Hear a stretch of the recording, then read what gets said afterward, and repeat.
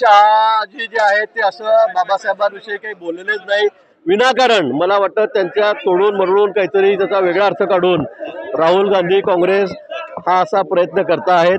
पण स्पष्ट आहे अमित भाई काय बोललेत हे सगळ्यांच्या समोर स्पष्ट आहे, जनतेसमोर स्पष्ट आहे।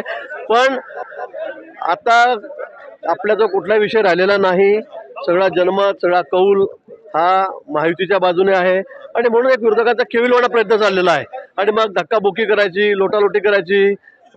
बघितला पण काल 2 आमचे खासदार गंभीर जखमी त्या ठिकाणी झाले।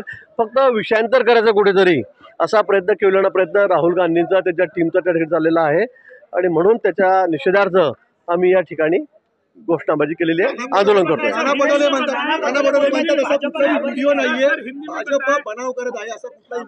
कुठला व्हिडिओ?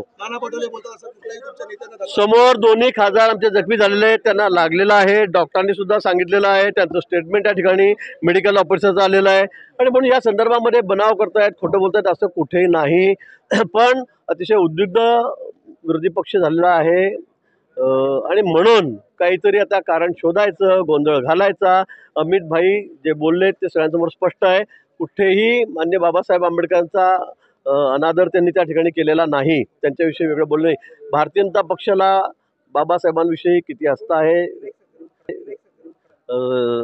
हे सर्वांना माहिती आहे, सर्वांना माहिती आहे। त्यामुळे असा विषय ते बोलू शकत नाही, पण मुद्दामून काहीतरी त्याच्या तोंडामध्ये असं ज्याचा अर्थ असा होतो त्याचा अर्थ असा होतो, वेगळा अर्थ फक्त विरोधकांनी काढलेला आहे।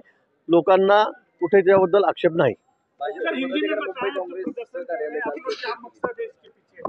नहीं, जो कल लोकसभा में जो घटना घटी है, जहां राहुल गांधी जो वहां पे दादागिरी कर रहे हैं, अपनी मनमानी कर रहे हैं, उसके खिलाफ हमने यहाँ पे आंदोलन किया है।